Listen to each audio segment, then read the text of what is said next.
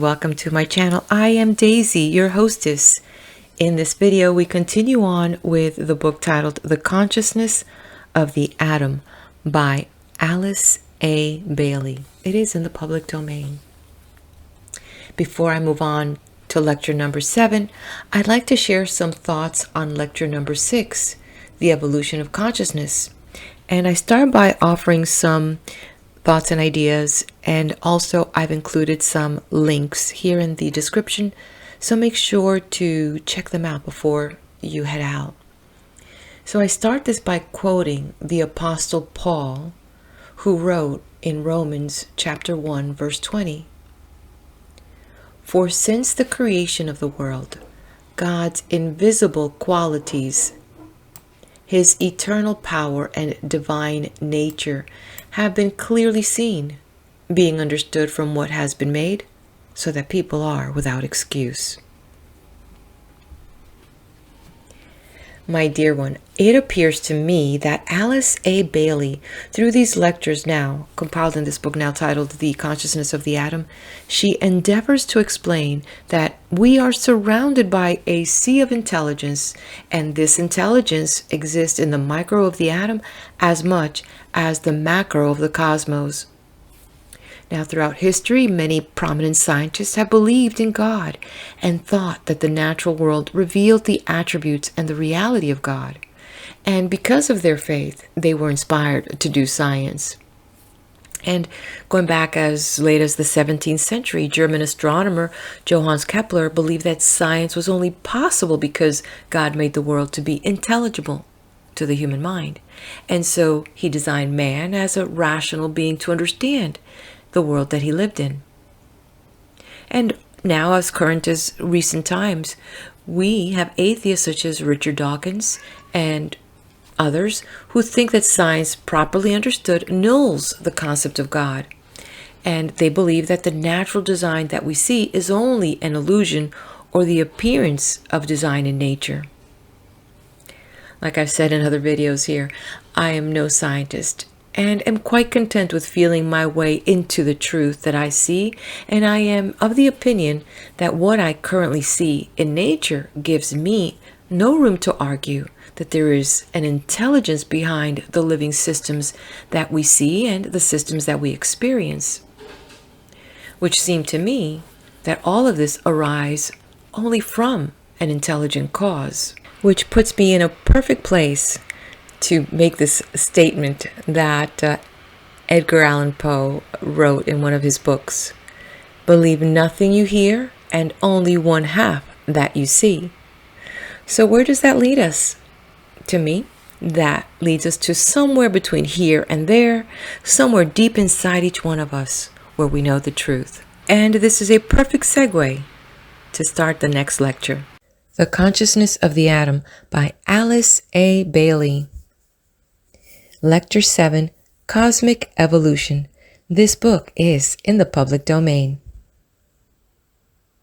It might well be considered ridiculous for anyone to undertake to give a lecture on cosmic evolution because, of course, it is a subject which neither I nor any other mortal knows anything about, and consequently we are utterly unable to express ourselves upon it. Nevertheless, there are certain deductions we can make under the law of analogy which may lead us to very interesting realms of thought. We have for several weeks been considering the evolution of the atom from stage to stage until we included the entire solar system under the term atom. We studied first, along general lines, the atom of substance, then we studied the human atom, and later we applied what we knew about both these atoms to the still larger sphere or atom, a planet, which we called a planetary atom. Then we extended the idea still further to the atom of the solar system, predicating it as having a position within a still greater whole. We studied 3 methods of evolution or development in connection with the subject. We considered the aspects which were evolved by means of these atoms, their qualities or psychic nature, and we saw how in the atom of substance, the only psychic quality we could postulate about it was the quality of intelligence. We passed on then to atomic forms, subhuman forms, and saw how the forms in the two kingdoms of nature, the vegetable and animal, demonstrated another quality of deity, that of sensation, feeling, or embryo love and emotion. We found that in the animal kingdom also a third quality, that of rudimentary mind, began to show itself, and that when we arrived at the human atom, we had three aspects demonstrating intelligence, love, and a central will. We extended this concept to the planet and to the solar system, and found that working out through the form of the solar system, we had a great intelligence or mind. That the object of his utilization of form was the demonstration of another quality, love or wisdom, the whole being energized by a great central will. We deduced, therefore, that this central will might be the manifestation of an entity who informs the entire system, from the very lowest atom of substance up to that great life who energizes the planetary scheme. Having laid down these fundamentals, we passed on to the consideration of the evolution of the conscious life within the atomic form, finding that a higher type of consciousness is consistently evolved by each atom, that the human consciousness is distinguished from all other lower forms in that it is self-conscious, that man is an intelligent will, consciously performing every action, becoming aware of his surroundings, and working out a definite line of activity with a specific objective in view. The self-consciousness of man leads on again to something wider still, to the consciousness of the great planetary spirit, which may perhaps be best expressed in the term group consciousness.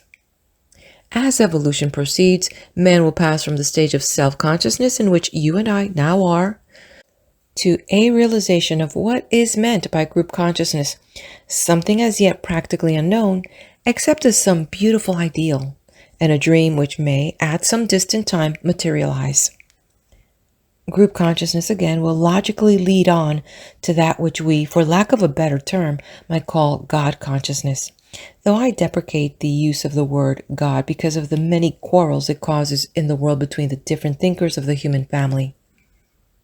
These differences are founded largely upon differences in phraseology, upon the terms used to express fundamental ideas, and upon varying methods of organization.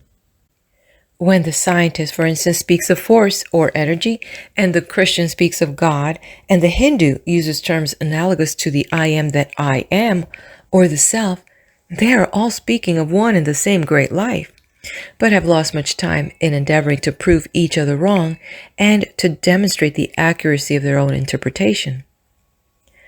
We next saw that, roughly speaking, atomic evolution could be divided into two parts or stages. One stage we called the atomic stage, and another we called, for lack of a better term, the radioactive stage.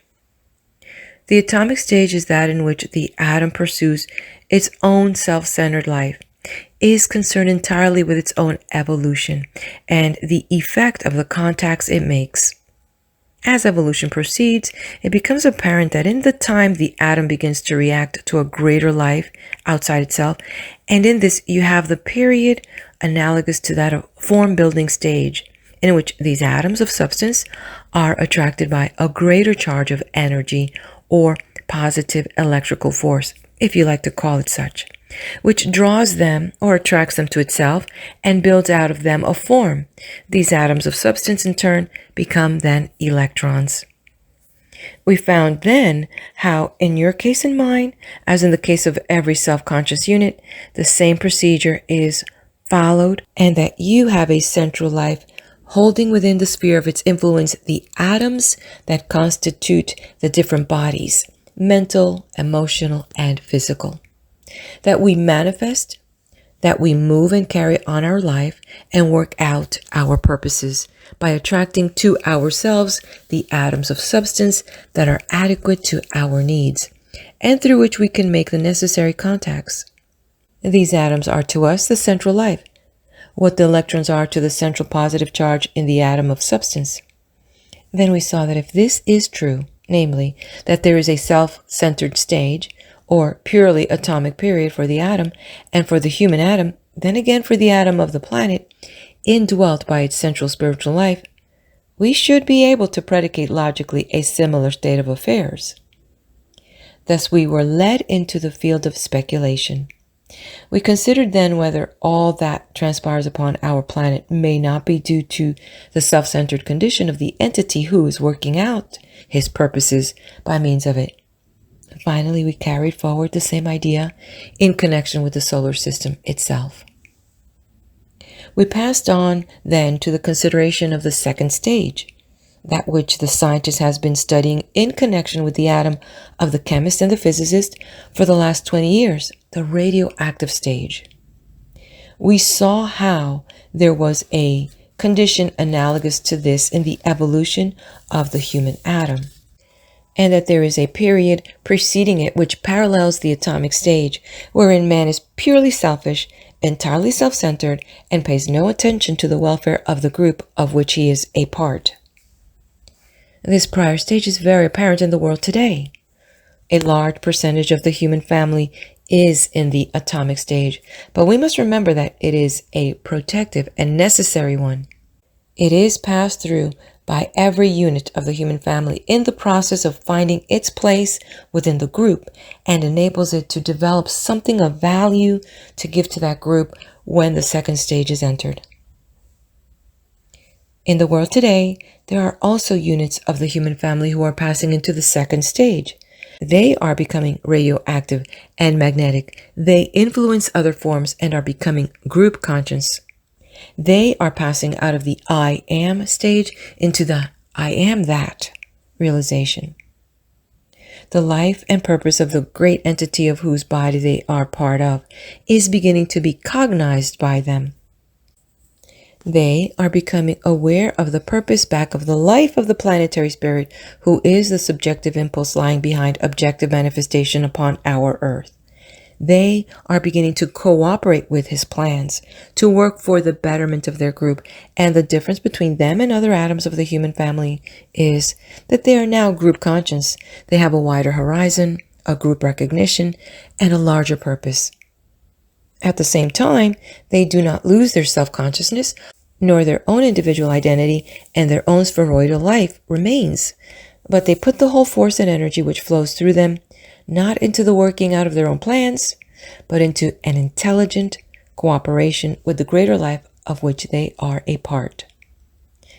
Such men are few and far between, but when they are more in number, then we can look for a change in world conditions, and for that time to arrive, of which St. Paul speaks when he says, "There should be no division in the body, but the members should have the same care one for another, whether one member suffer, all members suffer with it, or one member be honored, all rejoice with it. It is the same God which worketh all in all. There are diversities of gifts, but the same Spirit. There are differences of ministries or service, but the same Lord." When we are all group conscious, when we are all aware of the purpose which lies back of manifestation upon our planet, when we are consciously active and throwing all our energy into the work out of group plans, then we shall have what the Christian calls the millennium. Now, if you have in the evolution of the atom of substance and the human atom these two stages, if they are the basis of all future development, then within the planetary atom you will have the same two stages, that in which the planetary life is working out his own plans, and a later one in which he falls in with the greater plans of the life which animates the solar system. Not yet being in a position to have an interview with the planetary spirit, I am unable to tell you whether he is as yet cooperating in the purposes of the solar logos, but we might be able to get some idea of the general purposes by the study of race evolution and the development of the great international plans within the planet. We must bear in mind also that, though we human beings consider ourselves as the highest and greatest manifestation upon the planet, there may be other evolutions through which the central life may be working, of which we know as yet but little.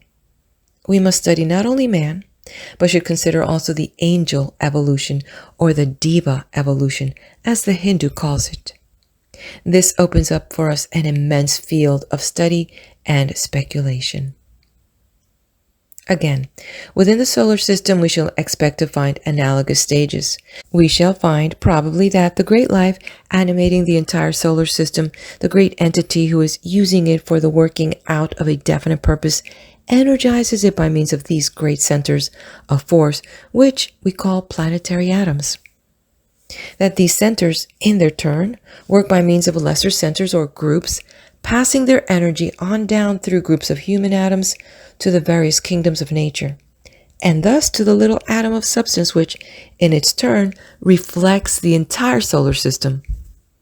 This question of atomic life, if we think it out, is vastly interesting and leads us into many lines of conjecture. One of the main points of interest which it opens up is the intimate correlation and close interaction of the atoms of every kind and the all-pervading unity which must ultimately be recognized. If we have found that there comes a stage in the evolution of all atoms of every kind in which they feel and search for their place within the group, and from being positive become negative in regard to a greater life. If it is true in all these manifestations of consciousness, there is a self-conscious stage and group-conscious stage.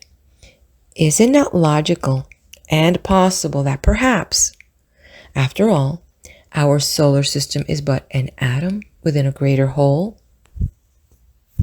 May there not be for our solar system and our solar logos a central larger life towards which the informing spirit within the solar sphere is gradually attracted and towards whose consciousness or deity aspires? Are there anywhere indications of such an attractive force or goal? Are there greater spheres of solar life outside our system that have a definite effect upon it? This may be but a speculation, but it has its points of interest.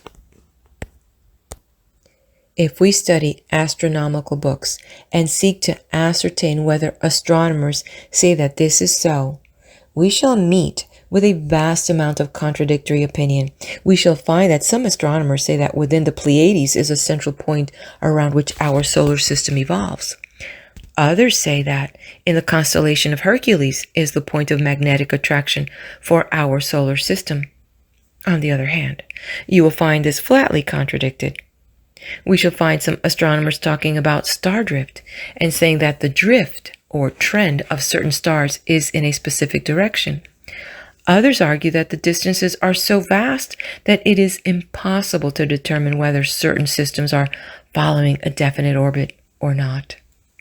Nevertheless, if we go to some of the ancient books, those which we call mythological, and a myth may be defined as something which holds a great truth hidden until we are ready to understand it. And if we study the ancient books of the East, we shall find that in all of them there are 2 or 3 constellations which are regarded as having a peculiarly intimate relation to our solar system.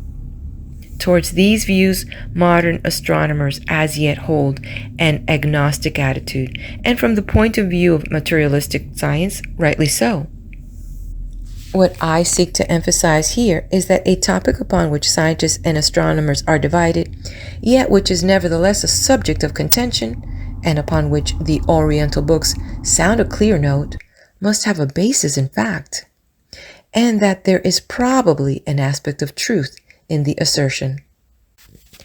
I would personally suggest here that that aspect of truth will be found, not along physical lines of interpretation, but along the lines of consciousness. That it is the psychic evolution that is going on within all atoms, using psychic in the sense of the subjective consciousness, which is hinted at in these books, and the emphasis is laid upon our having an occult relationship with other solar systems. Here the truth may perhaps be found. The life subjective may be one. The energy flowing between them may be one. But in the physical form lies diversity.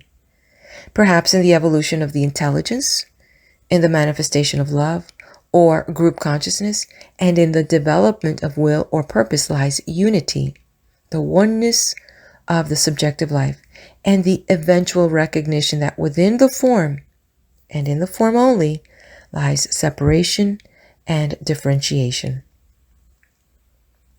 The ancient books of the East point out, in considering this subject, that the 7 stars of the Great Bear, the 7 stars of the Pleiades, and the sun Sirius have a very close connection with our solar system, and that they hold an intimate psychic magnetic relation to our solar logos.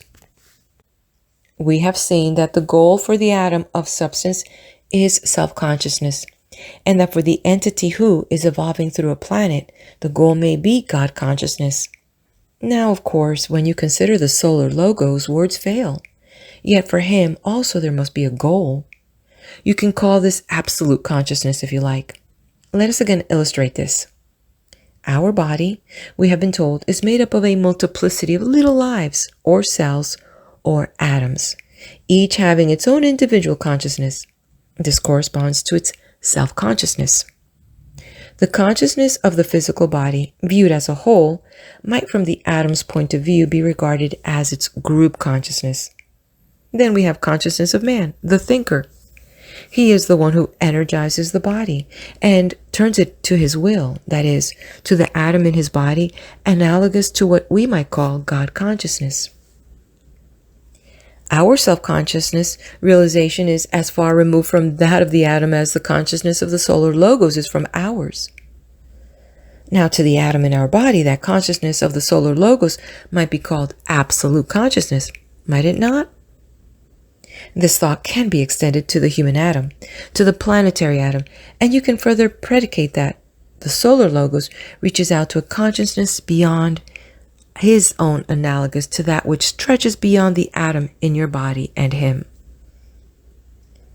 Here you have a very marvelous vista opening up. Yet this is, in itself, encouraging. For if we study closely the cell in a physical body and consider the long road that has been traveled between its consciousness and that which a man now knows to be his, we have for ourselves the promise and hope of further achievement and the incentive to persist in our endeavor. The old books of the East have held secreted for many ages the truth about much which is only now beginning to sink into the consciousness of the Occidental. They taught the radioactivity of matter thousands of years ago, and so perhaps after all, there may be an equal amount of truth in their teaching about the constellations. Perhaps in the stars that we can see in the distant heavens, and in the life that is evolving within them, we have the objective of our solar logos, and the influences that are flowing towards him, attracting him towards them, and making him, in due course of time, radioactive. In the Eastern books, they say that in the sun Sirius lies the source of wisdom, and that the influence or the energy of love emanates from there. Then they say that there is a constellation that is even more closely connected with our solar logos. The reason being that he is not, as yet, sufficiently evolved so that he can correspond completely to Sirius. But he can respond to the influence of the 7 sisters of Pleiades. This group is a most interesting one. If you will go to the dictionary and look up the word electricity, you will find it suggested that it may be traced back to the star Electra, one of the 7 sisters, and supposed by some to be the little lost Pleiade. The Eastern teachers say that in the mystery of electricity is hidden all knowledge, and that when we have fathomed that, we shall know all there is to be known. What the relationship of the Pleiades to our solar system may be, it is not possible for us to say, but even our Christian Bible recognizes it, and Job speaks of the sweet influences of the Pleiades. Will some of the Oriental scriptures affirm that the connection lies in sound or vibration? Perhaps the Pleiades are the source of the atomic life of our logos, the active intelligent aspect, that one which was first developed and which we might call electrical matter. Then there's the Great Bear, There is much that is interesting said about the relation between the Great Bear and the Pleiades in Oriental writings. The 7 sisters are said to be the 7 wives of the 7 stars of the Great Bear. Now, what is perhaps the truth back of that legend? If the Pleiades are the source of the electrical manifestation, the active intelligent aspect of the solar system, and their energy, that which animates all matter, they may perhaps represent the negative aspect, whose polar opposite or the positive aspect is their 7 husbands, the 7 stars of the Great Bear. Perhaps the union of these two is what produces our solar system. Perhaps these 2 types of energy, one from the Pleiades and the other from the Great Bear, meet and in their conjunction produce that blazing forth in the heavens which we call our solar system. The relationship of these 2 constellations, or rather their subjective relationship, must surely have some basis in fact, or we would not have it hinted at in different mythologies. There must be something that connects them, out of all the myriads of constellations, with our solar system. But when we endeavor to give it a purely physical application, we go astray. If we work it out along the lines of subjective life and connect it with energy, quality, or force, we are liable to stumble upon truth and find out some of the reality which may underlie what appears at first sight to be a senseless fable. Anything that widens our horizon, that enables us to take a broader vision and a clearer view of what is going on in the evolutionary process, is of value to us, not because the accumulation of ascertained facts is of value, but because of what it enables us to do within ourselves. Our ability to think in wider and larger terms is increased.